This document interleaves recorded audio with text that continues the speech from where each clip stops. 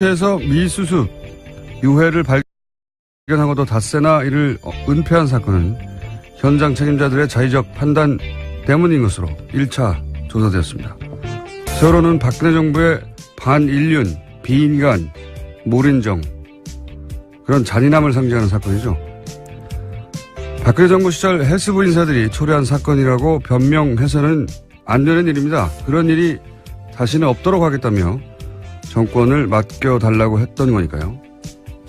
이참에 헬스부 내 여전히 박근혜 정부 시절의 관성으로 세월호 문제를 상대하는 인사들이 있다면 행정적, 사법적 모든 책임을 물어 세월호 사건에 대한 의지를 확고하게 재천명해야 합니다. 그렇게 철저히 문책하고 사과할 일이죠.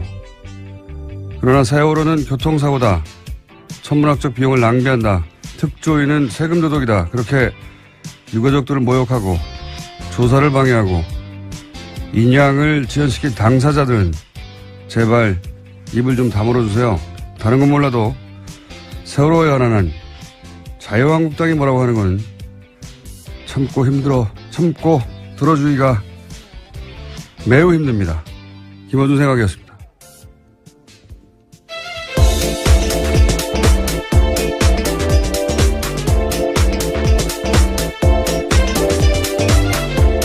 시사인의 김은지입니다. 네. 세월호 관해서 헬스부 내에 그런 인사들이 그렇게 했다면 자유한국당은 좋아해야 되는 거 아닙니까? 과거에 그렇게 지연시키고 막고 했던 양반들이니까. 예. 네, 그런데 어제 총 공격을 했는데요. 베트남에 있는 홍준표 대표 같은 경우에도 관련해서 유골은폐 5일이면 얼마나 중체대한 범죄냐라는 글까지 남겼습니다. 분위기 파악이 잘 안 되는 것 같아요. 본인도 했더니 일반 국민들에게 어떻게 받아들여지는지. 유가족들도 입을 좀 다물라고. 네, 페이스북에다 각각 썼는데요. 유경근 씨 같은 경우에는 자신의 페이스북에다가 자유한국당은 그 더러운 입에 세월호의 세자도 담지 말라라는 이야기까지 썼습니다. 몇 년간, 자신들이 한 일이 뭔지 잘 모르는 건지, 모르는 척 하는 건지, 모르는 척 하는 거겠죠. 예. 이건 공감대를 전혀 형성할 수 없는 발언이라, 말을 하면 할수록, 욕을 먹게 되어 있습니다. 자, 첫 번째 뉴스는요? 네, 어제 김관진 전 장관이 풀려났다라는 소식 전해드렸는데요. 이와 관련된 후폭풍이 큽니다. 이명박 전 대통령을 향해 가던 댓글 수사에도 차질이 불가피해졌다라는 전망이 나오고 있는데요. 한겨레신문에 따르면 검찰 조사 때 김관진 전 장관 같은 경우에는요. 이 사건이 제가 된다면 모두 자신의 책임이라고 이야기했다고 합니다. 그런데 구속 적부심 심사에서는 180도 달라진 태도를 보였다라고 하는데요. 김 전 장관은 사이버 심리전을 지시했을 뿐 정치 관여 댓글 작성 등을 지시한 사실이 없다라고 발뺌했다고 합니다. 제가 왜 2주 전부터 조중동이 왜 김관진 참군인 기사 쓰냐고 내내 몇 번이나 하루 이틀도 아니고 똑같은 논리로 돌아가면서 매체가 계속 기사를 쓰고 있다고. 이거 어디서 그렇게 쓰라고 한 거 아니냐고 몇 번이나 얘기했지 않습니까? 네. 그런 이유가 있어요. 구속 적부심 청구를 했고, 그것도 굉장히 이례적인 일인데. 그런데 그 이후부터 계속 그런 기사를 쓰거든요. 그래서, 누군가, 근데 이상했던 건 그런 기사 쓴다고 석방되는 게 아니에요. 예. 석방되기 불가능하다. 법조인들도 다 그렇게 전망했고. 그런데 다만 누군가 김관진 석방을 엄청나게 원하는구나. 예. 그래서 조중동 어디 모여서 같이 의논하냐고 계속 제가 얘기를 한 건데, 저는 반성합니다. 왜 반성하냐면, 그래도 설마 구속 적부심을 통해 석방이 되겠는가. 예. 그래서 이거는 여론 작업을 통해서 김관진 석방되더라도 여론 저항감을 좀 줄이고 또 구속 적부심 인용 결정하는 판사 부담도 줄이고 그러려고 하는 거다. 이런 말은 제가 못했어요. 왜냐하면 설마 이렇게 해가지고 정말 석방하려는 정지 작업일까 여론 작업일까. 역시 저쪽 분들을 상대할 때는 설마라고 생각하면 안 된다. 반성한다. 예, 어제 법원 판단 내용에 대해서 좀 나왔는데 한겨레 신문을 보면 법원에서는 증거인멸 조사를 앞두고 증거인멸 가능성에 대해서도 이렇게 이야기했는데요. 조사를 앞두고 다른 조사 대상자에게 연락해서 궁금한 사항을 물어보는 것은 본능의 영역이다라면서요. 김관진 전 장관 쪽에 손을 들어줬다라고 합니다. 예, 뉴스공장에도 나온 바가 있는 김기현 전 과장 같은 경우에 관련된 내용을 폭로하자 김관진 전 장관을 비롯한 당사자들의 통화가 아주 많았었는데 이에 대해서 이렇게 판단한 겁니다. 증거인멸도 다 본능의 영역이죠. 다 없애버리고 싶죠. 원래 도망가는 것도 본능의 영역이에요. 거짓말하는 것도 본능의 영역이고. 훌륭합니다. 예. 이 사안 관련해서는 저희가 굉장히 중요한 사건이라고 봐요. 예. MB의 반격. 예.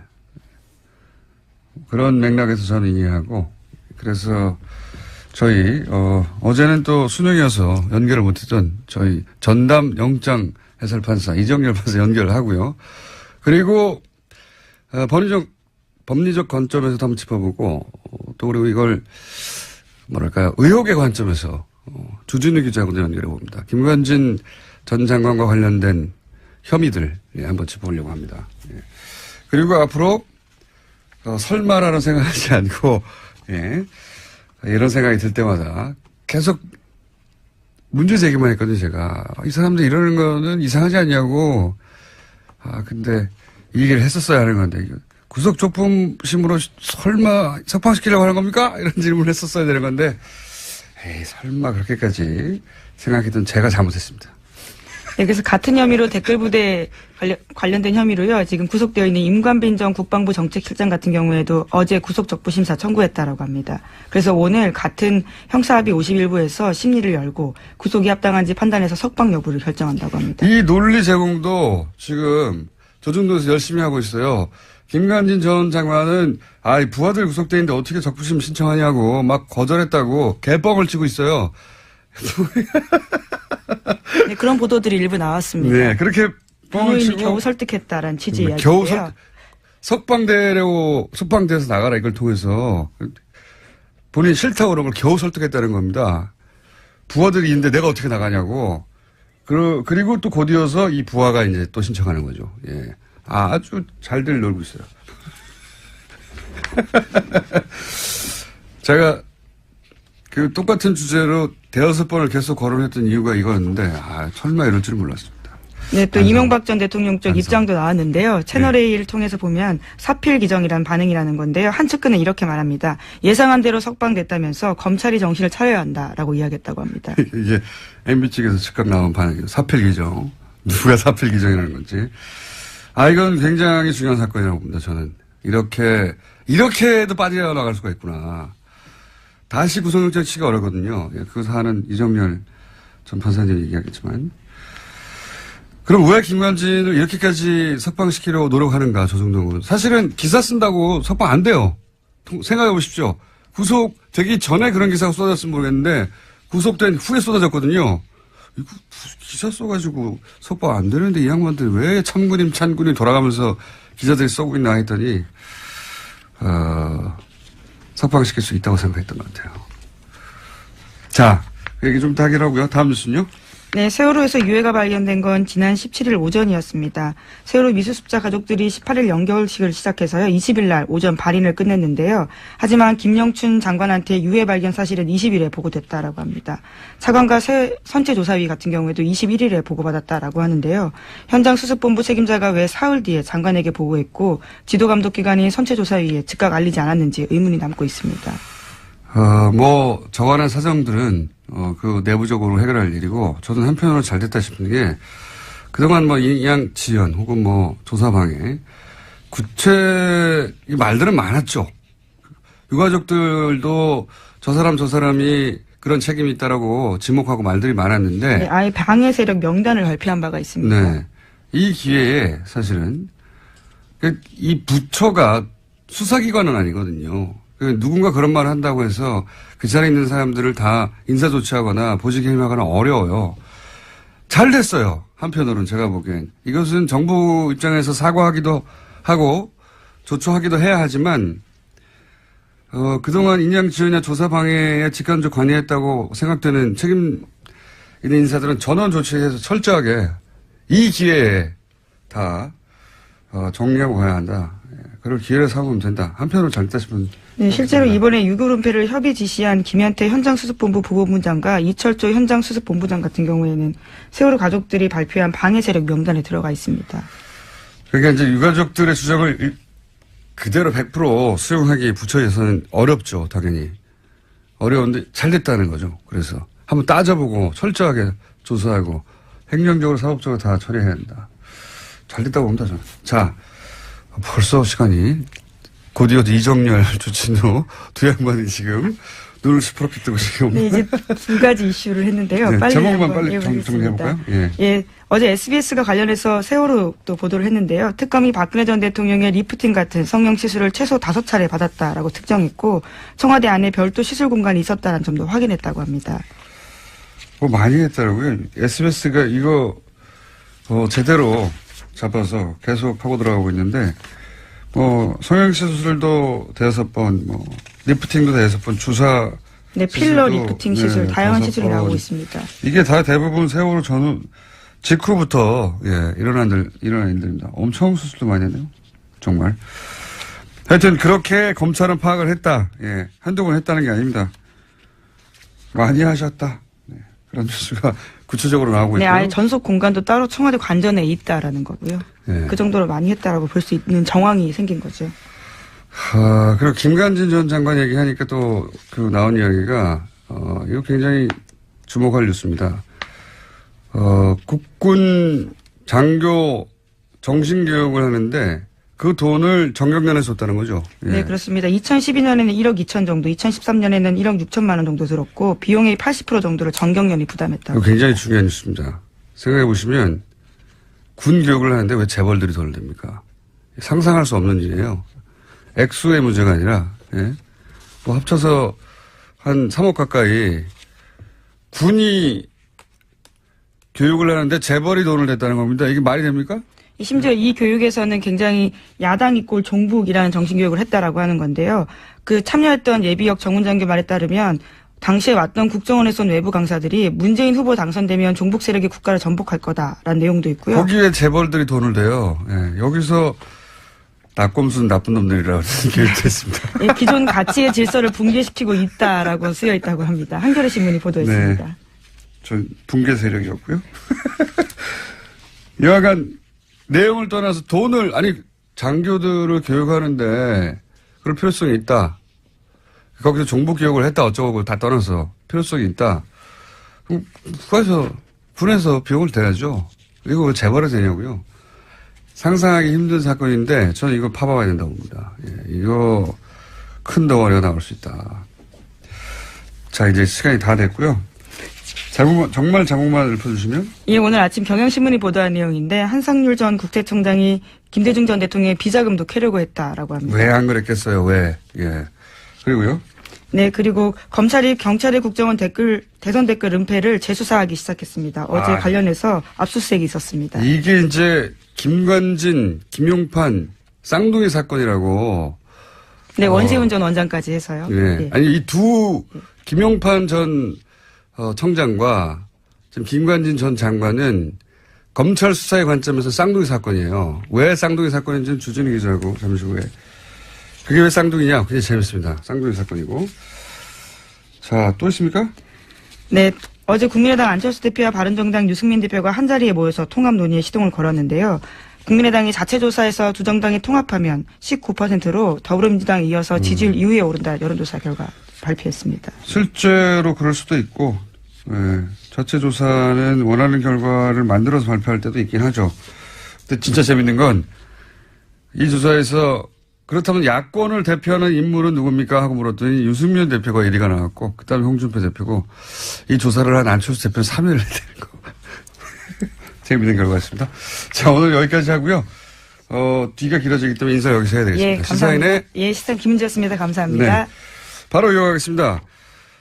김관진 전 장관 측의 청구로 이루어진 구속적부심 심사 인용됐죠. 예, 그래서 석방이 됐습니다. 어제 아침 연결을 못해서, 저희 메인 영장실질심사 전문 해설 이정일 재판사 연결해 보겠습니다. 안녕하십니까? 아니, 공장장님 그러지 마세요. 부담스러워요. 네. 어차피 뭐 한 번밖에 없기 때문에 메인이라고 해봐야 예. 자 일단 이 영장 판사도 해보신 분이고 판사 생활 부장판사 하셨던 분으로서 자 이렇게 법원이 특별히 변화된 게 없는데 네. 예를 들어서 질병이 났다든가 아니면 뭐 합의를 했다든가 또는 뭐 네. 기타 새로운 증거가 나온 게 없는데 그대로인데 이렇게 구속적부심 심사에서 인용되는 경우가 얼마나 있습니까? 거의 없죠. 거의 없다고 봐도 무방할 정도로. 그러니까 예전에는 좀 있긴 했어요. 이게 이제 그 사례가 법원 구조 문제인데 예전에는 그러니까 제가 영장 전담 판사를 할 때만 해도 이제 평판사들, 단독 판사들 그런 급에서 했었거든요. 예. 영장 전담을요. 그런데 이제 적부심은 합의부에서 해요. 그러니까 부장판사가 있는 거죠, 거기에. 네네. 아무래도 급수가 이제 부장판사가 높잖아요. 예. 평판사보다. 그러니까 단독 판사가 본 거를 이제 부장판사급에서 볼 때, 뭐 잘못됐을 수도 있다 해가지고 바꾸는 경우가 왕왕 있긴 했어요. 근데 과거에는, 예. 예. 근데 과거엔 그랬는데 이제 검찰에서 평판사들이 하는 건 너무 좀 어리지 않냐, 판사급이 낮지 않냐 해가지고 지속적으로 이의 제기를 해서 요새는 거의 부장급에서 하거든요. 네. 그러니까 영장을 발부하는 사람하고 그다음에 그거를 나중에 이게 맞냐 틀리냐를 담당하는 적부심 담당 재판부도 다 지방법원 부장급인 거예요. 그렇군요. 그러니까 비슷비슷한 사람들끼리 하는데 예. 뭐 아까 이제 공장장님 말씀하신 사정 변경도 없는데 이게 틀렸다라고 하기는 상당히 부담스럽잖아요. 그렇죠. 그러니까 이제 그런 이후에 그렇게 구조가 바뀐 이후에는 대체로 영장 발부 당시까지의 사정은 보지 말고 예. 이후 거만 보자라는 쪽으로 공감대가 형성이 됐었어요. 그렇군요. 그러니까 이제 뭐 아까 공장장님 말씀하신 대로 합의가 되거나 뭐 새로운 증거가 나오거나 하는 그런 정도 아니면은 적부심에서 이게 석방 명령이 나오는 게 거의 드물었죠. 그래서 변호사님들도 그걸 아니까 어차피 해도 안 되는 거 네. 뭐하러 신청하냐 이런 형태였었고 그래서 신청하는 건수도 많지 않았고 받아들여지는 건수도 그렇게 많지가 않아요 요새는. 그렇다고 하더라고요. 예. 근데 네. 이런 상황에서 결국은 이제 인용이 됐어요. 예. 그래서 네. 모두들 안 될 거라고. 예. 모두들 될 리가 없다고 하는 상황이 돼버렸습니다. 네. 여기서 경험자로서, 네. 또 과거 내부자로서 정말 이상한 점들만 좀 정리해 주십시오. 공장장님 저 뭐 어차피 시간이 부족하니까. 네. 항상 부족해하는 인생이었지 않습니까, 우리가? 핵심 요약을 주십시오. 예, 법리적으로 말씀드려요? 이상한 걸 말씀드려요? 이상한 걸 말씀해 주십시오. 알겠습니다. 네, 이상한 걸 중심으로. 이상한 거? 일단, 지금, 서울중앙지법 같은 경우에는 아까 말씀드린 대로 이제 적부심하는 담당자하고 네. 영장 전담하고 급이 비슷하다 그랬잖아요. 네네. 근데 중앙지법 여기는 좀 구조가 특이해가지고, 예. 형사수석부에서 이제 적부심을 담당을 하는데 이 형사수석 부장이 지방법원 부장판사가 아니고 고등법원 부장판사예요. 예. 급이 높아요. 여기는 높다. 예, 높아요. 그런데 이 중앙지방법원 형사수석 부장 자리가 어느 자리냐면 그 영장 전담 같은 경우에는 일단 발령만 그 법원으로 내고 실제 그 안에서 어떤 업무를 담당할지는 그 법원장이 정하는 거거든요. 어허. 예, 그런데 다만 이제 우리가 알고 있는 거는 서울중앙지법쯤 되면은 워낙 이제 큰 사건들이 많이 가니까 대법원장 의중에 있는 사람이 간다. 예. 사실상 알고 있는 거지 법적으로는 그래요. 예. 근데 이 형사수석부장 자리는 아예 대법원장이 찍어서 발령을 내는 자리예요. 그럼 양승태 대법관이 이전에 찍어서 발령했던 분이다? 그렇죠. 이건 뭐 법적으로 그렇게 돼 있는 거니까. 예, 예.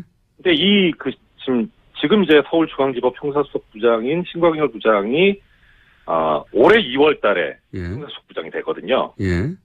예, 이 형사수석부장 자리가 정말 얼마나 막중한 자리냐면은 이 자리를 거쳐간 사람들이 대체로 법원 행정처를 거쳤다가 대법관이 돼요. 뭐 예를 들어서 전에 그 법관 블랙리스트 얘기 나왔을 때 주범이라고 지목됐던 임종원 법원행정처 차장도 이 서울중앙지법 형사수석부장을 거쳤거든요. 대단한 요직이다. 예, 그렇죠. 그러니까 사실 초반에 공장장님께서 반성한다고 하셨는데 저도 진짜 반성하고 드릴 말씀이 없는 게 이분을 너무 신경을 안 썼던 것 같아요. 예, 그러니까 영장 전담이 지금 처음에는 좀 약간 이상한데 하다가 정말 이상하다까지 온 이런 지금 상황까지 됐는데 예. 그런데 하물며 영장 전담도 그런 수준인데 수석부장이면은 이건 이제 정말 뭐 말할 수가 없는 거죠. 그야말로. 그러니까 저희가 지속적으로 지난 몇 달 동안 다뤘던 영장 담당 판사들 이상한 판결을 한다. 이상하다. 네. 양승태 전 대법관의 인사들이 그쪽 의중이 담긴 어떤 판결을 내리는 게 아니냐. 계속 이런 네, 얘기를 네. 해왔는데 네. 이분은 더하다는 거죠. 그렇죠. 네. 그래서 이게 그러니까 뭐 어떻게 뭐 법리적으로는 말씀을 드릴 수는 있는데 뭐 그건 얘기 안 하기로 했으니까. 그런데 그게 아무리 합리적으로 설명해도 이해가 안 가는 부분은 급이 달라서 그러면 사정 변경이 없어도 적부심 받아줬다라고 하면은 예. 그러면 이게 이런 김관진 전 장관 같은 사건 말고 일반 사건도 그래야 될 거 아닙니까? 예. 근데 일반 사건도 안 그래요. 그냥 비슷비슷해요. 이 적부심에서 받아들여주는 확방해주는 비율이. 예. 그러면은 이건 좀 급이 달라서의 문제는 아닌 것 같아요. 뭔가 다른 게 있는 것 같아요. 다른 게 있는 것 같다. 예, 아마 그 다른 점은 주진우 기자님께서 나중에 잘 설명을 해주시지 않을까 저는 그렇게 생각이 되고 그래서 사실 이 법리적으로 여러 가지 말씀을 드릴 수는 있지만 저는 의미가 없을 것 같아요. 그럼 예. 법리의 문제가 아닌 것 같다. 예, 그런 예. 느낌이 상당히 많이 들어요. 그래서 일단 제일 관심이 가는 거는 이제 아까 김은지 기자님도 말씀해 주셨는데 그 김관진 전 장관의 하급자가 지금 자기도 적부심 신청했다는 거잖아요. 네. 이게 관심이 가요. 이거 어떻게 할 건가. 이게 이제 그 다음 여론을 보고 결정할 수도 있겠죠. 이거 어떻게 되어가나. 그다음 또 하나 관심 가는 게 전병헌 전 수석이에요. 그러니까요. 예, 그러니까 이 김관진 논리대로 하면은 전병헌 뭐 이건 영장 당연히 기각돼야 되거든요. 어떻게 되는지 한번 보죠. 예. 그러니까 이 두 가지를 보고 정말 그야말로 정말 반성을 해야 되겠구나라는 생각을 해요. 설마는 없다. 예. 형사수석 부장이 누구냐의 문제였던 것 같다. 요약하면 예. 법리의 문제가 아니라 이렇게 간단하게 정리를 했었습니다. 오늘 여기까지 듣고요. 나중에 시간 주세요. 네. 다시 한번 할게요. 오늘은 할 일이 많아가지고요. 핵심만 짚었고요. 다시 한번 연결하겠습니다. 이거 저희는 계속 관심 가지고 지켜봐야 할 사건인 것 같아서. 예. 맞습니다. 지금까지 법무법인 동안의 동안. 네, 동안의 구로디지털단 지역이요. 사무장으로 일하고 계신 이정렬 전 부장판사였습니다. 감사합니다. 예, 고맙습니다. 네. 이번엔 이어서 여보세요? 김문지 기자하고 인사 안 했나요, 제가? 네? 네, 김문지 기자하고 인사 안 했답니다. 자, 그러면 김문지 기자 안녕히 가세요. 예, 사실 옆에서 조용히 있었는데요. 아까 예. 인사했습니다. 아, 그래요? 예. 아니, 저희 PD가 김관진 전 국방장관 구속 후 보수 매체들이 참군인 김정은이 가장 무서워하는 김관진 같은 구명 기사를 하루 이틀도 아니고 연일 번갈아가며 썼었죠. 왜 그랬을까? 김관진 전 국방장관의 여러 혐의 관련해 취재를 해온 주진우 기자 연결해 보겠습니다. 안녕하십니까? 안녕하십니까? 예, 관련 취재 오래 해온 사람으로서 김관진 석방이 이제 법리적 판단 이외에 어떤 사유가 있을 수 있다고 그런 의혹을 가지고 계십니까? 네네. 석방 이유가 댓글 관련 서류에 수백 차례 결제만 했을 뿐 지시가 없었다는 것인데 상명하복의 군 특성상 있을 수 없는 일이고요. 네, 그건 뭐 상식적으로. 범죄 행위에 대한 결제는 확실한 이행 지시, 곧 명령을 의미합니다. 군에서는 특별히. 양승태 대법원장의 오른팔, 그러니까 신광열 형사수석부장 판사가 직접, 이분 정말 막후 실력자입니다. 이분이 직접 커밍아웃을 해야 할 만큼 법원은 안팎에서 다급하고 긴박하게 움직였습니다. 안팎에서 다급하고 긴박했다는 건 어떤 사정입니까? 구체적으로? 김관진이 구속되자 보수 세력의 코어가 직접 움직였습니다. 특별히 이명박 전 대통령 진영에서 분주하게 움직였습니다. 저는 그 이유가 김관진이 8년 넘게 국방부 청와대에서 무기 거래를 진두지휘한 사실상의 정점이라는 데서 찾고 싶습니다. 로키드 마틴, 그리고 사드의 국내 반입, 그리고 무기 거래의 그 숨은 계좌, 이 부분에 가장 중요한 사람이 김관진이었습니다. 그런 의혹을 가지고 계시다. 네. 그럼 주진우 기자가 그런 의혹을 가지고 오랫동안 취재해 온 것은 제가 알고 있는데, 검찰도 혹시 김관진 전 국방장관에게 그런 무기 사업과 연루된 혐의를 두고 있었나요? 예. 이번 구속영장은 이번에 구속된 이유는 사이버 사령부에서 댓글 공작의 주범이라는 판단 때문이었습니다. 네, 그렇죠. 근데 그 이외에도 청와대에서 세월호 일지를 조작한 혐의가 드러났었고요.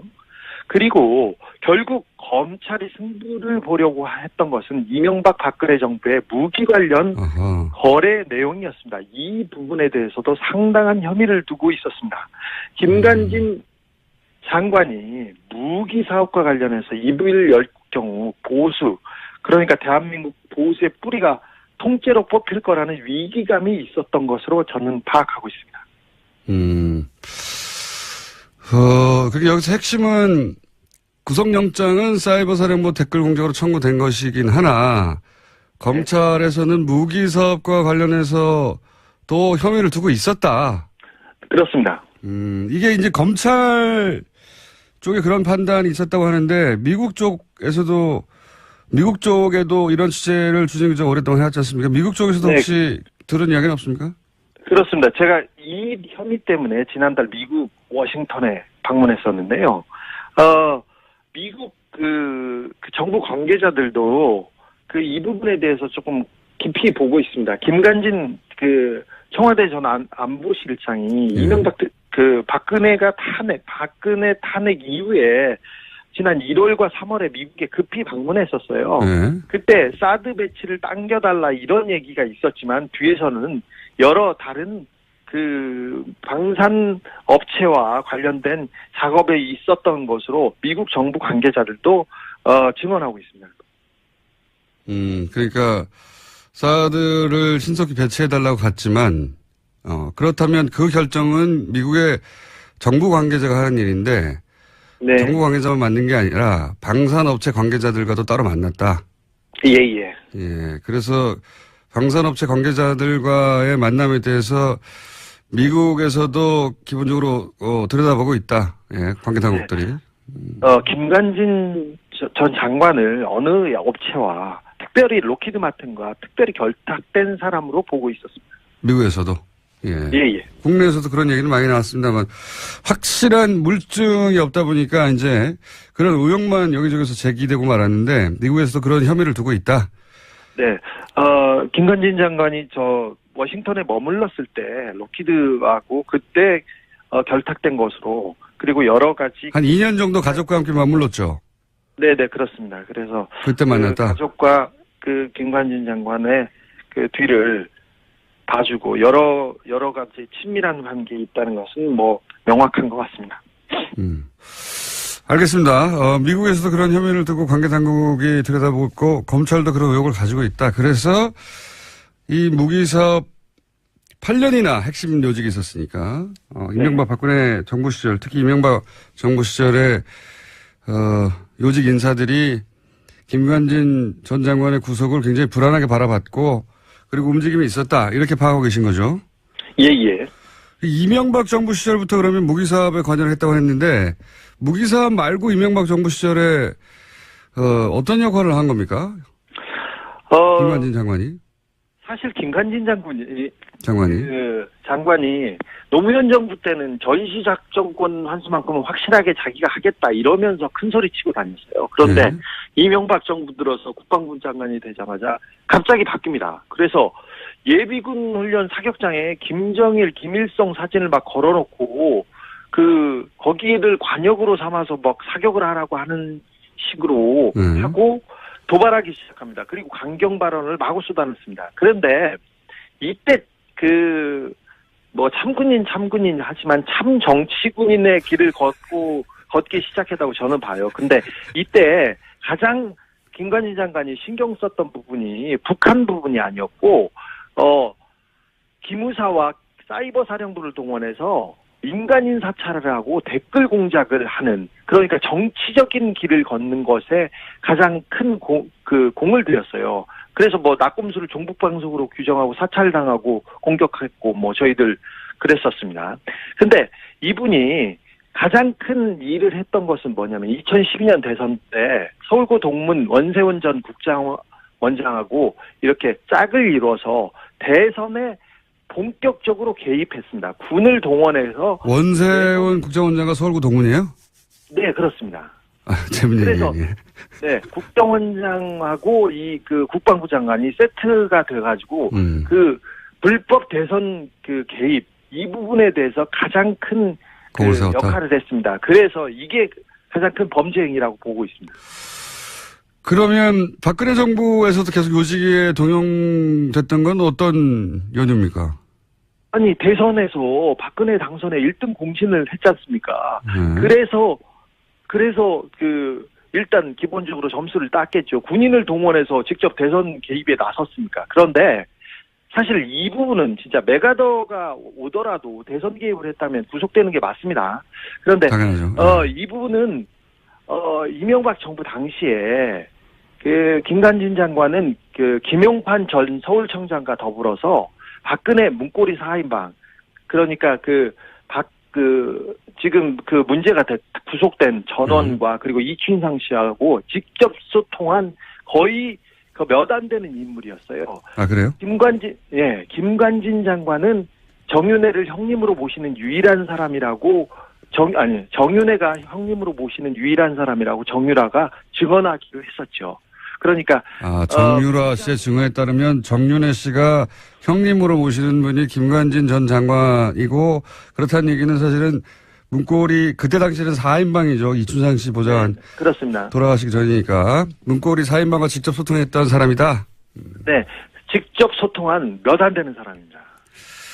자, 김용판 청장 얘기가 나와서 그러는데, 네. 김용판 전 서울청장이 국정원대권 은폐 관련해서 대법원 무죄를 받았잖아요. 근데 어제 갑자기 그 수사 라인 압수수색을 검찰이 했어요. 이 압수수색이 방금 이야기한 내용과 관련이 있습니까? 그렇습니다. 박근혜 정부 하에서도 국정원 대선 개입 의혹을 수사했습니다. 근데 당시에 그러니까 대선 개입하고 그다음 발표 이런 부분이기 때문에 수사선상에 김용판 전 서울청장이 올랐었는데, 당연히 올랐는데. 그때 청와대에서 압력이 굉장히 거셌습니다. 그리고 보수 진영에서도 마찬가지고. 그런데 어느 정도였냐면은 원세훈 전 국정원장은 잡아가도 구속해도 되는데 김용판만은 안 된다고 굉장히 거세게 막아섰습니다. 김용판 청장을 구속할 경우 김용판이 직접 나는 가만히 있지 않겠다는 메시지를 여기저기에 흘렸습니다. 그래서 청와대가 직접 나서서 검찰을 막아 세우는 그런 단계까지 단계까지 갔었습니다. 근데 굉장히 거센 압박이었습니다. 김용판 청장 자신을 구속할 경우에 내가 가만히 있지 않겠다. 이런 메시지를 여기저기 얘기했고, 그래서 결국 여기저기서 압박했었고 검찰은 놔둘 수밖에 없었다. 뭐 이런 취지네요. 말하자면. 네, 불구속 기소할 수밖에 없습니다. 네. 근데 이 김용판 청장 무죄 건과 지금 김관진 전 장관 이 석방권이 쌍둥이 사건이라고 얘기들을 하고 있는 걸로 저는 알고 있는데. 네네. 그랬다는 얘기는 김관진 전 청장이 지금 뭐 보수 매체에서 보도되기로는 자기는 구속 적부심 하지 않으려고 했는데 하도 권유해가지고 할 수 없이 했다. 뭐 상관인 자기가 혼자 나갈 수 없다고 거절한 것을 뭐 이런 식으로 굉장히 미화되고 있는데, 그러면 김관진 전 청장도 뭐랄까요, 자신의 구명을 위해서 이런저런 얘기를 했다. 뭐 이런 정보가 있습니까? 그렇습니다. 김관진 전 청장이 구속적 부심 청구를 반대했다는 TV조선이나 조선 쪽에 보도가 있었는데 정반대였습니다. 정반대. 김관진 전 장관이 자신을 이렇게 안에 둘 경우 가만히 있지 않겠다는 메시지가 강하게 전달된 것으로 그런 소문이 그쪽에서는 났었습니다. 사실 조선일보하고 중앙일보가 나서서 사설과 기사를 연일 김관진이 구속되면 김정은만 좋아할 일이라고 대서특필하지 않았습니까? 계속했죠. 그래서 동아일보까지. 예. 네, 그렇습니다. 김관진을 그 모함받아 그 옥에 끌려가는 이순신으로 거의 승격하기도 했는데 이거 말도 안 됩니다. 그 참군인 김정은이 무서워하는 군인 이런 이미지는 사실 군에서 군 사이버사에서 김관진이 직접 만들었던 일들이에요. 말들이고 자신을 우상하기 위해서 포스터 만들고 쇼 벌이고 이거 조선일보가 다시 얘기하고 아니 세상에 어떻게 군이 자국민 민간인을 공격하는데 북한이 왜 두려워합니까? 감사하고 우습죠. 자. 사실 이거 말도 안 되는 경우. 예, 그만 흥분하고요, 주진 기자. 네. 자, 후속 취재 내용 나오면 특히 이제 미국 취재 내용이 좀 구체적으로 나오면 이 사안을 다시 한번 짚어보기로 하고 오늘은 여기까지 하겠습니다. 여기까지요? 네. 아니, 저는 흥분해가지고 지금 다른 네. 얘기를 못하겠는데. 자, 들어가세요, 이제. 지금까지 시사인의 주준희 기자였습니다. 네.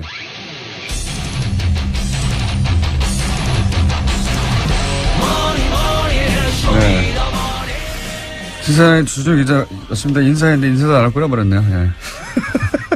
자, 오늘 코너가 많습니다. 이게 급합니다. 프란다스의 개주. 예, 안홍구 전 청장님 나왔습니다. 안녕하십니까. 예, 안녕하십니까. 시간이 짧기 때문에 네. 바쁘게 달려보겠습니다. 여러 가지 사건이 많이 일어나고 있습니다. 예, 지금. 그렇습니다. 가만히 있질 않네요. 저쪽도 당연히. 그렇습니다. 가만히 있질 않고. 우리가 설마 하는 수준으로 생각하면 안 될 것 같아요. 반성을 제가 또 한번 네. 했습니다. 설마는 없다고 제가 스스로 말하면서도 이게 어떻게 될까 싶었는데 그게 되네요. 항상 생각하는 상상 이상입니다, 보니까.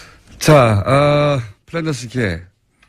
이게 이제 드디어 오픈됐나요? 어떻습니까? 예, 지금 홈페이지가 내주 수요일입니다. 수요일이고.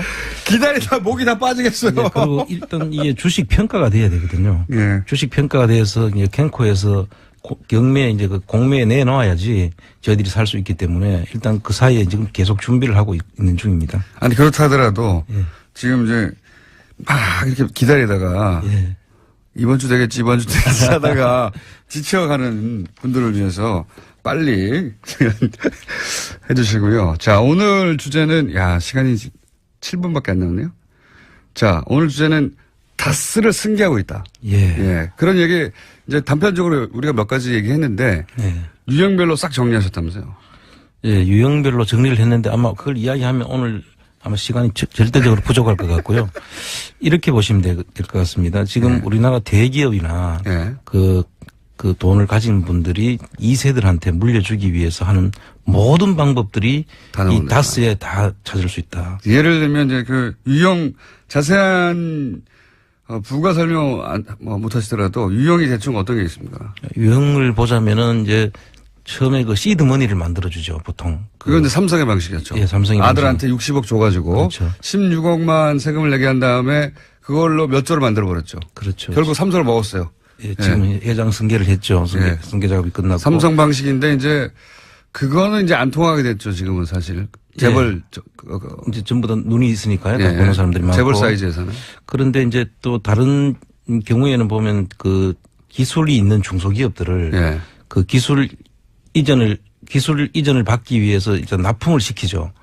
그래서 납품을 다 받고 난 다음에는 그 기술을 탈취해서 그 회사를 납품을 끊어버리면 그 회사는 이제 망하니까. 오사를 하니까. 그러면 그 회사를 인수해버리고. 예, 그러니까 좋은 기술 있는 중소기업을 먹는 거죠. 그렇습니다. 처음에는 일감을 줘가지고 막 이제 키운 다음에 갑자기 끊어가지고 어려움을 처하게 만든 다음에 싹 먹어버리는 거. 그렇습니다. 그런 방식. 그리고 뭐 그 일감을 또 그 계속 몰아주기 위해서 일감 몰아주기에 대해서는 지금 증여세를 물리고 있습니다. 일감을 몰아줄 경우에는. 그래서 그 일감을 몰아주는데 이 회사의 경우에는 좀 다스 경우에는 비상장 회사다 보니까 감시가 안 되고 있지 않습니까? 재벌은 뭐 20%인가 30% 이상 물가를 몰아주면 세금을 매기잖아요. 그렇습니다. 근데 이건 눈에 안 보이는 것이었기 때문에 열심히 몰아주고 있었다 이거죠. 몰아주고 있고 그러니까 앞에 유형 그러니까 뺏는 것도 하고 있었죠. 그렇습니다. 몇 번 저희가 알려드렸었는데. 근데 그 작은 그 회사를 만들어 가지고 실질적인 그 다스의 계열사들을 같이 붙이는 작업. 그러니까 위장 계열사들을 합병을 하는 거죠. 또 하나의 방식은 위장 계열사 합병. 그 전번에 그 다온이라는 것은 100만 원에 이제 인수를 하는. 예, 600억짜리 매출을 일으키던 회사였는데 예. 인수를 100만 원에 했죠. 그렇습니다. 같은 편이거나 아니면 일부러 어렵게 만들어서 뺏었거나 둘 중에 하나. 그렇습니다. 하여튼 그런 일이 또 일어나고 있고 그 대기업이 하던 일 방식인데 이제 대기업이 오랜 세월 개발해온 노하우들 법을 피하기 위해서 완전히 한목에 습득을 해가지고 그거를 적용하고 다 있습니다. 적용을 해가지고 그러니까 다스가 워낙 주목을 많이 받고 예. 이명박 전 대통령의 주식은 하나도 없고 그런데 회사는 물려줘야 되겠고 이런 고충이 있다고 상정을 해보면 예. 방법이 뭐가 있겠냐. 그렇습니다. 방법은 기존의 재벌들이 수십 년간 개발해온 노하우들을 총동원해가지고 승계하는 작업을 실제로 우리가 모르는 사이에 하고 있었는데 예. 그게 2014년도부터 시작이 되는 것 같고요. 2015년도에는 SM이라는 회사를 이시영 씨 그 등기회사 유일한 그 등기회사. SM이라는 회사를 하나 세우면서 이 작업을 시작하는 거죠. 그래서 예. 예, 하고 본격적으로. 해외에는 지금 법정 대표를 다 바꾸고 있었지 않습니까? 네.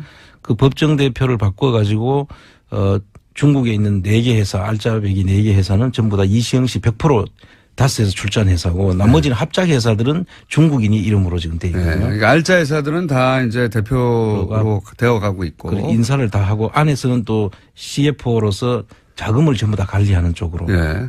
실질적인 장악을 다 이미 하고 있는 중입니다. 그러니까 이제 그림은 아마 그랬던 것 같아요. 이제 근데 저희가 이제 석 달 전부터 140억 떠들기 시작하면서 이것들이 밝혀지고 있는 건데요. 승계도 하고 있었구나 이렇게 밝혀지고 있는 건데 140을 포기했으면 된다니까요. 계속 그렇죠. 얘기했지만. 그랬으면 저희들의 주목을 안 받게 된 거죠. 그 140억 받았다고 할 때부터 이 140억이 결국 발목을 잡을 것이라. 그렇습니다. 예언을 여러 차례 한 바 있습니다. 발목을 잡기 시작했는데 요는 이겁니다. 이세영 씨한테 회사를 하나 만들어주고 예.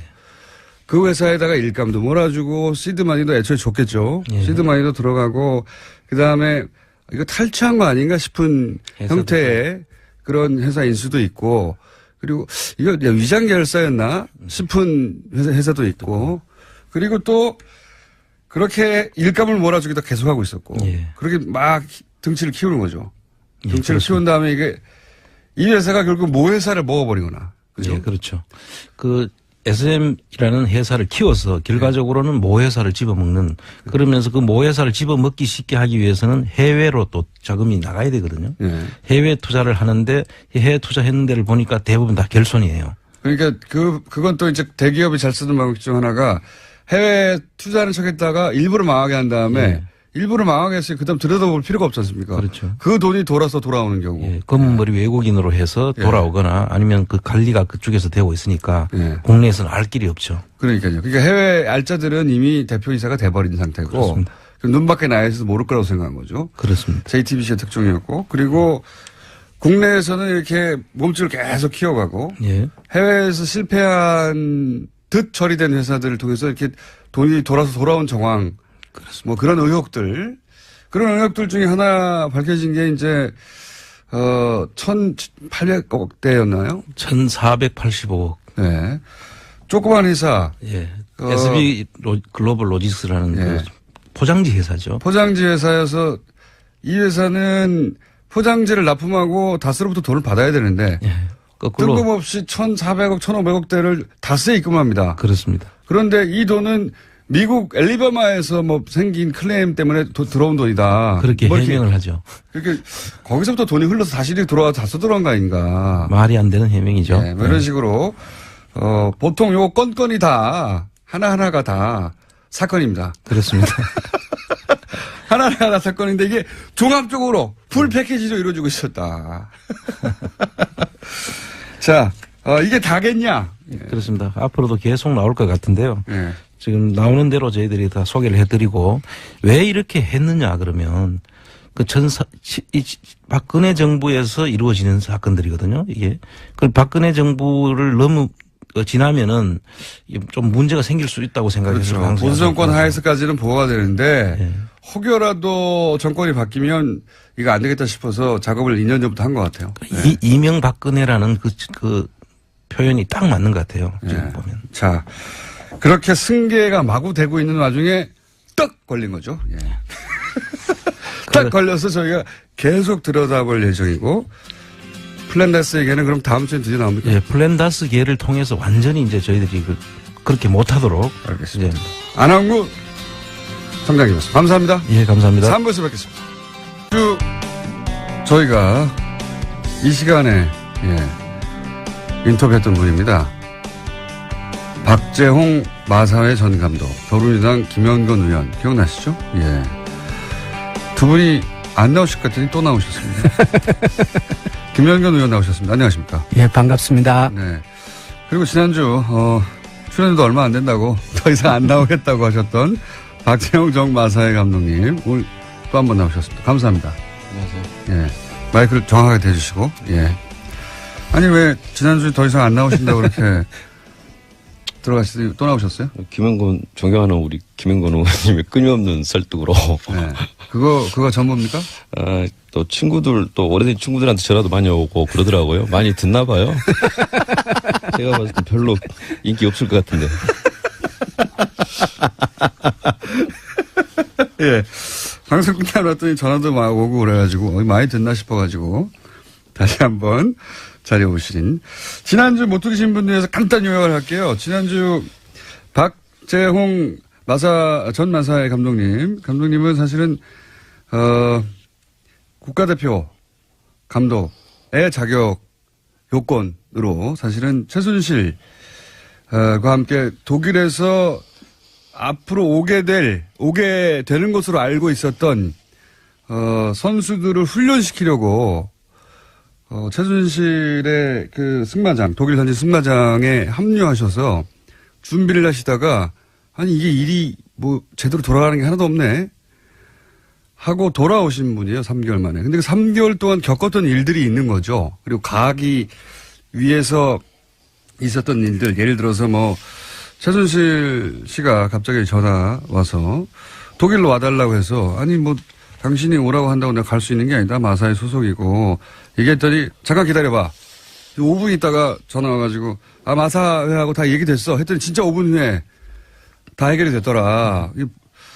그런 이야기. 그리고 처음에는 그냥 승마하는 학생의 학부모 그중에서 좀 이렇게 그래도 실력이 좀 있나 보다. 아는 사람 좀 많나 보다. 이런 학부형 정도로 생각했는데 독일에 가서 일이 뜻대로 안 되자 삼성전자 사장 당장 오라고 해. 그랬더니 진짜 와. 그랬더니 처음에는 안 올 것 같아 하다가 실제로 왔더라. 아니 삼성전자 사장은 이제 승마협회 회장이기도 한데 삼성전자 사장한테 전화해서 오라고 할 수 있는 사람이 누가 있느냐. 그래서 단순히 학부형이 아니다. 뭔가 있다. 이렇게 생각하기 시작하신 거고. 지난주에 했던 얘기입니다. 그리고 이제 선수를 뽑아야 되는데. 이 선수 뽑아달라. 저 선수 뽑아달라 해도 다 안 된다고 하더라. 근데 나중에 알고 봤더니 정유라 선수 씨가 싫어한다고 해서. 그러니까 선수 선발 자체를 사실은 일개 선수가 좌지우지하고 있더라. 이것도 알게 되었고. 그리고 분명히 삼성이 이제 최순실의 회사 코어스포츠와 계약하여 이 승마 지원비를 줬는데 그 돈이 집행이 안 되더라. 알고 봤더니 최순실 씨가 혼자 그걸 쥐고서 요약하면 사실은 선수단이 독일에 가서 훈련을 해가지고 2020년 도쿄올림픽. 실제적인 임무는 지원팀장이었는데 팀장으로서 역할을 전혀 할 수 없었던 거죠.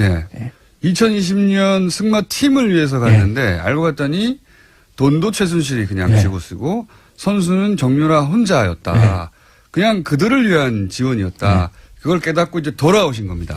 여기까지가 지난주에 요약이었고 지난주 이야기를 굉장히 시큰둥하게 이 방송 누가 듣는다고 하면서 자꾸 부르지 말라고 나 이제 바쁘다고 하다가 일주일 만에 다시 많이 듣네요 하고 돌아오신 박재홍 감독님과 뒷이야기를 이어서 가보도록 하겠습니다. 뒷이야기 첫 번째가 당시에 이제 독일 현지 승마장이 있었어요. 그죠?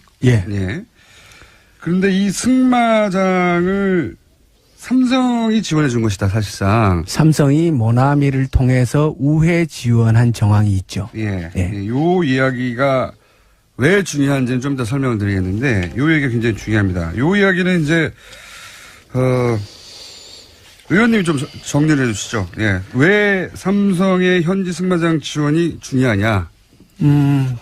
이게 이제 우리가 궁금했던 게 삼성이 권력의 피해자였느냐. 그렇죠. 예. 박근혜 대통령이 지원하라고 해서 했느냐. 해서 어쩔 수 없이 지원을 하게 된 거냐. 예. 아니면 삼성이 최순실과 박근혜의 비정상적인 관계를 이미 알고. 예, 정보력을 통해서 파악을 하고 예. 적극적으로 개입한 사실이냐. 완전히 다른 예, 얘기죠. 이게 완전히 다른 얘기죠. 예. 이게 매우 중요한데 이 독일에서 지원하는 과정을 보면은 오히려 후자가 아니냐라는 판단을 하게 되는 거죠. 자, 예. 그 삼성은 법정에서도 그렇고 2015년 7월 25일에 처음으로 최순실의 존재를 알게 되었다 예. 얘기합니다. 요 날이 특정된 이유는 뭐냐면 이때 이제 박근혜 전 대통령을 면담했거든요. 그렇죠. 예. 그러니까 박근혜 전 대통령이 이재용 부회장을 면담해서 예. 지원해 줘라 최순실. 예, 지원해 줄 것을 요구하고 임원 교체를 요구를 하는데 다음 날 바로 임원 교체가 됩니다. 네. 예. 실제 그 요청이 이루어졌는데 예. 그래서 이제 논리는 대통령이 해달라고 했는데 그렇죠. 어떻게 예. 안 해줘? 근데 알고 봤더니 최순실이었다 예. 이런 거고. 공식적으로 삼성의 이재용을 통해서 나온 얘기는 그러니까 정유라의 존재를 알게 된 것은 2015년 7월 25일이 기점이다. 이게 삼성의 입장인 거예요. 대통령이 말해서 하게 됐다는 예. 겁니다. 근데 의혹은 뭐였냐면 그게 아니라 삼성이 사실은 최순실의 존재를 이미 알고 있었고 최순실의 존재를 독점해서 그렇죠. 이득을 얻기 위해서 독점했고 그렇죠. 그게 중요한 거죠. 그 대가로 말 등등등을 지원하였는 거 예. 아니겠는가. 이러면 완전히 다른 얘기니까. 근데 이제 그것과 이 승마장 지원이 연결되어 예. 그 전에 알고 있었던 정황으로 승마장 구입이 등장하게 되는 겁니다. 그죠? 그렇죠. 예. 자, 이제 요 이야기는 어떻게 시작되냐면 그리고 그것 말고 예. 오늘 이제 박지원 감독께서 그보다 더 이전에 예. 최순실은 삼성이 상장사를 맡아서 직접 얘기해 보시죠. 예. 예. 자, 그러니까 최순실 씨가 삼성이 지원해 줄 거야 라는 얘기를 2015년 7월 25일 이전에 했다는 거 아닙니까? 그죠? 예, 그렇습니다. 2014년 예. 그 아시안 게임 끝나고 예.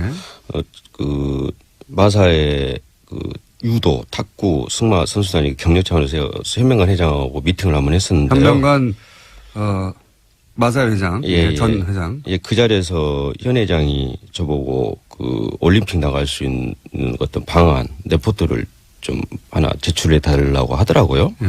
그때가 이제 아시안 게임 끝나고 난 다음이니까 9월 달 정도 됐을 2014년 겁니다. 9월 달. 예.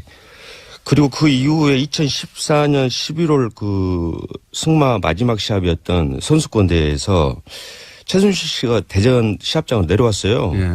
가지고 시합장에서 이제 1년 선배인 서정균 그 마장마술 감독하고 저하고 같이 3명이서 같이 이렇게 그날도 눈이 온 것 같은데 예. 같이 이야기를 좀 했었는데 그 자리에서 삼성이 아마 그 회장사로 들어올 것 같다. 이미 알고 있었다. 예. 그러니까 그 이야기를 삼성이 꺼냈고. 사장사로 들어오는 거는 예. 15년도 3월이에요. 그러니까요. 3월인데 적어도 그 전에 4개월 이전에 4개월 이전에 알고 있었다는 거죠. 최순실이 삼성이 사장사를 할 거다 이렇게 얘기를 했다는 겁니다. 삼성이 스스로 마음을 먹기 전에도 알고 있었다는 거죠. 예, 예. 그러면 그 자리에서 SK도 들어오고 싶어 한다. 하지만은 삼성이 나을 것 같다. 그 이야기를 했었고요. 본인이 결정한 거죠. 예, 예. 그래서 저는 그냥 이 아주머니가 그 학부모 정도만 생각했는데 그냥 오지랖 넘는 사람이구나라고만 생각했었는데 이때쯤 벌써 상당히 실세구나라는 생각을 저는 하게 됐죠. 네. 그게 그러니까 삼성이 최순실을 알게 됐다고 하는 2015년 이전의 예. 일인가 거의 뭐 7, 8개월 전의 일입니다. 그렇죠. 예. 또 있다면서요. 이거 말고도. 그러니까 이때까지 나온 얘기는 예. 15년도 1월 달에 예. 김종 차관이 청와대에 갔을 때 예. 박근혜 대통령이 그 정유연이 같은 학생은 예. 특별히 키워야 한다. 처음으로 예. 대통령 입으로 정유라. 예, 정유. 예. 예. 그 이름 바꿨으니까 그렇죠. 정유라 씨 지원을 해야 한다는 말을 직접 듣고 이제 출석 예. 갔다고 그랬죠. 그게 이제 특정수사관에서. 나온 얘기인데 예. 그보다 훨씬 더 전에 나온 거죠. 예. 그러니까 삼성은 이런 정황들을 봤을 때 예. 그러니까 피해자가 아니라 예. 적극적인 공모자 내지 네. 오히려 주도자. 삼성에서 먼저 예. 접근했을 가능성도 따져볼 만한 예. 적어도 2015년 7월 20일에 처음 알았다고 하는 거는 예. 전면적으로 재수사하거나 검토해야 하는. 예. 그리고 사실은 저는 삼성은 이보다도 훨씬 더 전에 알고 있었을 것이라고 보는 겁니다. 왜 그렇게 보십니까? 왜 그러냐면 현명관 사장이 예. 2013년도 말에 이제 마사회 사장으로 가잖아요. 예. 가자마자 가장 먼저 했는 일이 뭐냐면 14년도 3월 달에 예. 다음에 봄이죠. 예. 그 마사회 마방을 예. 정유연에게 지원합니다. 마사회 마방을 특정 선수에게 지원한 일이 있습니까, 감독님? 예, 그렇습니다. 그러니까 특정 선수에 그렇게 지원하는 게 정상이에요? 저는 어느 정도 정상 그렇게 해야 된다라고 생각을 하는데 그게 훌륭한 선수라기는. 예, 정유라라는 게 이제 문제가 거죠. 예. 그렇구나. 예. 예. 예. 왜 하필 정유라냐? 예. 그러니까 대표팀 선수가 네. 예를 들어서 공기업 그 승마장에서 좀 트레이닝 좀 하자. 그렇다면 그건 당연히 이제 할 수 있는데. 협조적이야 하는데 그게 정유라였다는 게 문제가 된다라고 생각합니다. 그런 자격이 갖춰지지 않았는데 왜 정유라 선수를 이 현명관 마사 회장이 마사 회장 취임하자마자 특별히 대우해줬냐? 그렇죠. 현명관 가자마자 가장 먼저 했는 일이 정유연을 지원하는 일을 사실상 했는데 현명관 사장은 그 삼성물산 회장 출신이죠. 그렇죠. 그 삼성의 삼성맨입니다. 완전히 삼성 그 예. 뼛속까지 삼성맨이거든요. 예. 그러니까 정경련 부회장을 했고 그리고 삼성 출신으로 마사 회장이었던 사람이 이미 정유연을 특별 지원을 했었다. 예. 그러니까 이미 그 현명관은 자기가 간 이유를 알고 있었던 것이고, 그래서 그 정유연을 지원했는데 그런 상태의 그 뼛속까지 삼성맨이 그 삼성에게 그것을 보고하지 않았다라는 거는 말이 안 되죠. 상식적으로 이해할 수 없는 거죠. 그러니까 네. 삼성맨이 마사회 회장으로 와서 제일 예. 먼저 한 일이 자격 요건이 안 되는 정유라부터 지원을 했는데 예. 어떻게 정유라와 최순실 예. 그런 존재를 몰랐겠느냐 이런 말씀이신 그리고 거고. 그것을 삼성에 보고하지 않았을 이유가 없다 이렇게 보는 거죠. 이유가 없죠. 예. 예. 정권의 핵심 그렇죠. 실세의 딸이라는 걸 알고 예. 있었다면 그리고 또 이게 화제가 되는 게 전 마사 회장이 현명관 지금 얘기하는 현명관 전 삼성물산 사장이자 마사 회장을 지낸 이분이 이재만 청와대 총무비서관에게 충성서약 서면을 서편 아니죠. 자필로 편지. 손편지. 손편지. 예. 편지를 보냈다면서요. 이게 내용이 간단하게 요약하면 뭡니까? 네. 제가 얘기할까요? 네. 감독님은 오늘 굉장히 다소곳하시고 방송을 많이 듣는다는 얘기를 듣고 나서 아니 저는 좀 제가 정확하게 파악하고 있는 내용만 말씀드리고 알겠습니다. 싶습니다. 네. 오늘 자세가 좀 다르네요. 방송을 존중하시는 자세로. 그러니까 이제 현명관 사장이 네. 16년도에 이재만 비서관에게 손편지로 열심히 하겠다. 그리고 대통령께서 관심사 가지고 있는 사항을 적극 지원하겠다. 아, 대통령께서 관심 가지고 있는 사항. 예. 그게 굉장히 함축적인 표현이네요. 예. 대통령께서 설마 마사회 마방에 관심을 가지지 않으셨을 거고. 근데 이게 이제 그런 편지를 썼군요. 그게 특검을 통해서 그리고 이제 우리 그 박 감독님께서 특검 조사를 받는 과정에서 직접 그 얘기를 들었다라고 이제 충성 편지. 예. 특검이 이걸 파악했다 편지를. 예. 그 얘기를 이제 저희들이 듣고 예. 이게 이 편지가 진짜 있는 것인가를 확인해 봤어요. 네. 확인해 봤더니 진짜 있어요. 예. 충성서약 편지. 그러니까 문고리 3인방에게 충성서약한 편지가 있다. 예. 문고리 3인방에 충성서약한 이게 뭐겠습니까? 박근혜 전 대통령의 충성서약한 그렇죠. 거죠. 예. 그러니까 이재만 비서관을 통해서 박 거죠. 대통령이 한 거죠. 박 사실상. 대통령이 예. 관심사항. 예. 요 관심사항이 사실은 정유라 씨였던 것으로 지금. 왜냐하면 제일 먼저 한 일이 정유라한테 마방을. 그리고 그 시점이 왜 중요하냐면 마사회가 직접 현금 지원이 논의되고 어느 정도 그 금액까지 정해진 시점이에요. 요게 2013년입니까? 16년도. 이건 16년도. 네, 16년도 1월 달인데 지난번에 이제 그 김영규 부회장의 녹취록을 통해서 보면 마사회가 현금 지원을 하는 금액 협의가 쭉 진행되는 과정이 나오거든요. 그걸 이제 의원님은 잘 아시는 내용이라 쭉 말씀하시지만 그리고 한번 다룬 내용이긴 한데 기억이 안 나실 거예요. 그게 뭐냐면 지금 하는 얘기는 뭐냐면 승마협회뿐만 아니라 지금 정유라한테 다 지원했다 돈 갔다 뭐 이런 얘기들은 승마협회 얘기입니다. 승마협회. 그거 말고 마사회. 그렇죠. 지금은 마사회도 지원을 하려고 했다. 결과적으로는 안 했어요. 근데 그래서 마사회는 그 현명한 회장은 나는 최순실 모른다고 막 발뺌하고 있거든요. 그런데 사실은 모를 수가 없는 게 마사회가 정유라를 훨씬 더 큰 금액으로 지원할 계획을 갖고 있었다. 그렇죠. 그 얘기를 지난번에 했습니다. 최순실 측에서 요구를 크게 했고, 마사회에는 그 협의를 들어간 거고, 나중에 금액이 어느 정도 결정되고 나서 그것이 회장에게 직접 다 보고된 기록이 있어요.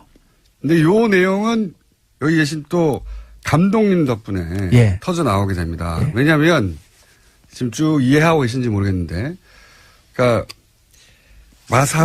마사회도 최순실을 모른다고 하든 마사회도 사실은 정유라 최순실을 지원하려고 했는데 그 사실이 어떻게 터져 나오느냐? 지금 이제 감독님이 독일에 갔다가 3개월 만에 이거 일 못하겠다고 도저히 이게 정상적인 지원이 아니고 최순실 지원이고 정유라가 마음대로 하는 거다 하고 이제 돌아오셔요. 돌아와서 마사회 돌아가야 되잖아요. 정상적으로 돌아가려고 그랬는데 이분이 잘립니다. 마사회에서. 한마디로 말하면 왜 잘리는 거죠? 감독님? 이제 돌아오기 전에 독일에 있을 때 코아 스포츠에서 나와가지고 코아 스포츠와 감독 계약을 하자라고 해서 제가 정중히 거절을 했습니다.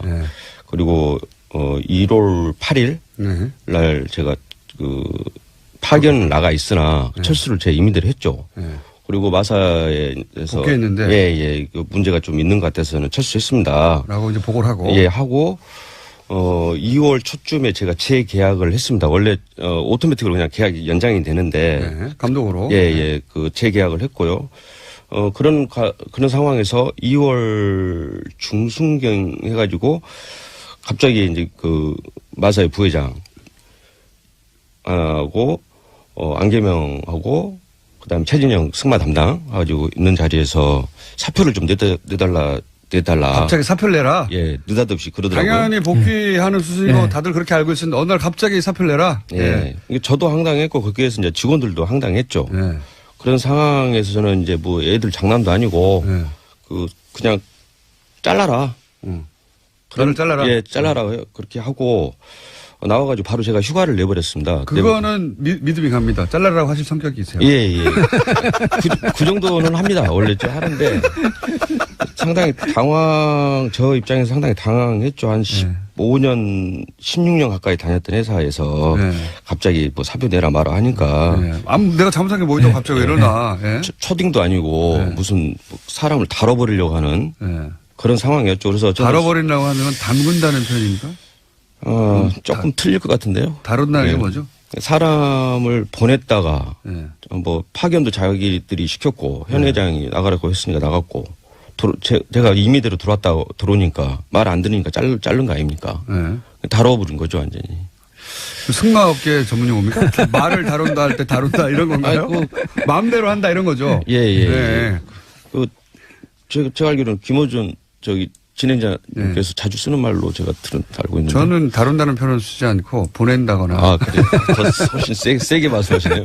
어쨌든 막 다룬다 이거죠? 사람을. 이게 뭐냐 이게 갑자기. 근데 알고 봤더니 그게 사실은 최순실한테 밉보여서 그렇다. 요약하자면 그런 거 아닙니까? 그렇죠. 그렇게밖에 생각이 안 들죠? 그렇게밖에 생각이 들 수밖에 없는 거죠. 전혀 잘못한 거라는 거는 최순실의 말을 안 들었다는 거잖아요. 그 시기가 나중에 알고 보니까 지금 뭐 이재만이 편지 현명관 회장이 이재만이한테 보낸 그 편지라든가 그 시기하고 맞물려요 또. 그래가지고 사표를 못 내겠다. 그냥 잘라라. 그런 상황에서 제가 그 휴가를 내고 그냥 잠적했습니다. 근데 계속 이제 그것도 문자 믿음이 들어오고. 갑니다. 잠적했다는 것도. 예. 그래서 계속 아는 친한 직원들한테도 연락이 오고. 내가 스스로 관두지 못하겠고 예. 당신들 그럼 나를 잘라 이거 아니에요. 예, 그렇습니다. 그리고 난 간다 그러고 가버린 거 아니에요. 그때 마사회가 자르긴 하는데 예. 그 김영규 부회장의 녹취록에 보면은 예. 우리도 어쩔 수 없지 않느냐. 우리 그렇죠. 입장을 이해해 달라. 그러면서 예, 이제 예. 주고받았던 예. 대화 속에 예. 뭐가 나오냐면 아니 원래 이 마사회에서 예. 돈을 몇백억 지원하려고 그러지 않냐. 예, 예. 알고 계셨던 거죠. 예, 예. 그랬더니 부인하지 않죠. 예. 통화 녹취에 따르면 부인하지 않고 이제 달래기 위해서 예. 얘기를 하는데 그 와중에 드러난 겁니다. 아 마사회도 예. 최순실을 전혀 모른다고 했는데 정유라 마방을 내주고 시작하자마자 회장으로. 그리고 나서 계속 모른다고 했는데 몇십억이었죠? 200억 대였나요? 처음에 650억 650억. 얘기하다가 그다음에 뭐 250억, 125억 이렇게 가다가 나중에 이제 그때 최종적으로 40몇 억인가 20몇 억인가 지원을 예. 약속하고 그게 구체적으로 진행이 되다가 우리 그 박 감독이 들어와 가지고 박 감독님은 그 내용을 아실 수밖에 없는 게 그 플랜 초안을 짜셨다면서요? 예예. 예. 직접 초안을 짜셨다면서요, 감독님? 예. 저는 이제 그 중장기 로드맵을 제가 그 기본적인 건 제가 작성을 했다라고 특검에서도 이야기를 했고요. 예.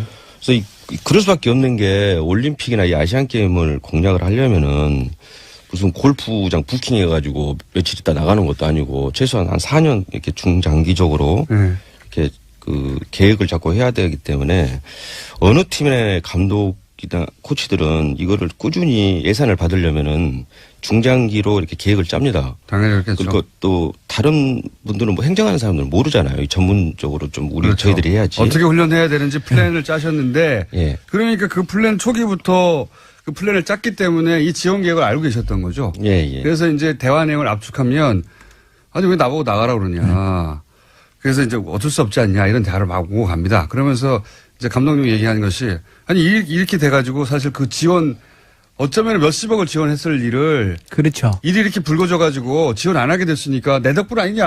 예. 오히려 회사가 그때 만약에 몇백억 혹은 몇십억을 최순실한테 지원했어 봐라. 마사회도 다 연루돼가지고 큰일 났을 거다. 이런 항변을 하죠. 맞습니다. 그렇죠. 예. 사실 큰 일을 한 거죠. 예. 마사회 입장에서 보면은 마사회가 최순실 게이트에 직접 더 깊숙이 거기 빠져들고 줄줄이 구속될 뻔했죠. 예. 돈도 지원하는 결과가 올 뻔했는데 박 감독 선에서 그 귀국하고 이제 일종의 거기서 깨진 거죠. 그래서 박 감독님이 그거를 막으려고 했던 건 아니에요. 그런데 서로 다투다가 맞아요. 당신 어떻게 나를 잘라? 내가 이렇게 구해줬는데 거기서는 아니 그건 맞는데 지금 일이 이렇게 되니까 얼떨결에 의인이 되신 분입니다. 아니 막으려고 했던 건 아닌데 아니잖아요. 말씀을 약간 이상하게 기분 나쁘게. 네, 막으려고 했던 건 아닌데 결과적으로 내가 막았지 않느냐. 예, 맞아요. 이런 대화를 하다가 들켜버린 거죠. 예, 제가 생각보다 상식적이에요. 상식에 맞는 행동을 하는 사람인데 너무 상식에 어긋나고 있을 수 없는 상황들이 너무 벌어지니 그냥 제 임대로 철수를 한 겁니다. 그래. 그러면서 이제 항변을 하는 그 통화 속에 실제로 돈을 지원하려고 했던 내용이 나와버린 거죠. 예. 그렇죠. 사실 상식에 맞는 분이 그 국가대표 감독이었잖아요. 굉장히 이렇게 명예도 있고 소중한 자리였는데 이 과정을 통해서 결국 해직되고 그 다음에 나중에 소송당해 특검에 불려다니고 왜냐하면 조사받고. 현명만 전 회장이 그 허위사실 유포로 이거 사실 아니다고 막 고소고발하셨죠. 예. 그래서 지금 당하고 계십니다. 그리고 지금 뭐 레슨 때문에 바쁘다고 하지만 해직당한 분이 뭐가 바쁘겠어요. 이렇게 말씀하시면 어떡합니까? 아니, 아르바이트도 하시고. 뭐 살짝 바쁘단 이야기죠. 살짝 바쁘다. 아니, 그때는 이거 누가 듣는다고 그래. 이런 심정이셨고 빨리 가야지 대충 하고. 근데 방송을 하더니 여기저기서 30년 된 친구도 막 전화하고 그래서 다시 나가야 되겠구나. 저희가 부른 거 아니에요. 다시 나가야 되겠구나. 아니에요. 왜 그랬습니까? 근데 이제 세상이 빨리 정상화돼 가지고 저는 원래 위치로 가야 한다고 생각을 합니다. 마사회 감독에서 잘리신 건 그냥 순전히 최순실에게 밉보여서 그런 거거든요. 실력의 문제가 아니라 돌아가셔야 될 분인데 그리고 이제 본의 아니게 마사회를 구하신 거 아닙니까? 본의 아니게. 그리고 얘기를 들어보니까 예. 이 승마 쪽은 예. 국제대회에서 성적을 내는 연령이 40대 이후래요. 아, 오히려요? 예, 왜 오히려. 그렇습니까? 그러니까 그게 이제 그 종목별로 다 조금씩 다르겠지만은 제가 승마에서는 무식한 이제 소리 들은 장애물을 구분 못해가지고. 예. 좀 그 부분은 확실하게 좀 해주셨으면 좋겠습니다. 네. 네. 그 말을 최소한 다룰 정도 실력이라면은 한 20-30년은 이게 선수 생활을 해야만이 아, 예, 말과 실력이 일치가 되는 나옵니다. 거군요, 그렇습니다. 결국은. 그래서 전번 올림픽에서 금메달 땄던 그 닉 스켈턴이라고 영국 선수도 64살이었습니다. 아, 그리고 그 종목에 아주 특이한 종목이죠. 그렇군요. 네. 오래 말을 네. 다루고 말을 이해해서 일체감을 느끼고 이제 말과 한동안 해야 되는 나이. 이게 어린 때는 안 되는 거군요. 네, 그렇습니다. 그래서 선수로 출전하실 수도 있겠네요, 여전히. 네, 여전히 네. 가능성이 높은 선수. 실제 올림픽 자격 요건을 네. 따는 성적을 낸 그 최근에 거의 유일한 분 아닙니까? 그럼 감독님뿐만 자랑 좀 아니라 해주세요. 예, 선수로서도 다시 한번 올림픽에서 뵙는 것으로 올림픽에서 그리고 만약에 메달을 따가지고 올라가시면 뉴스공장 얘기 좀 해주세요.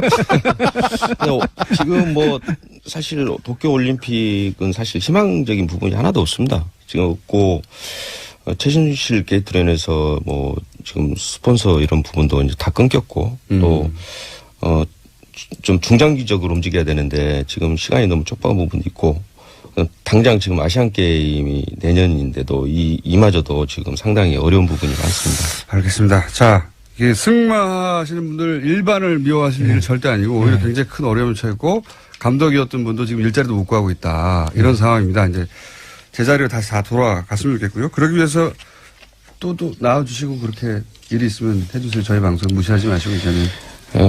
연구해 보겠습니다. 자, 오늘은 여기까지 해야 되겠습니다.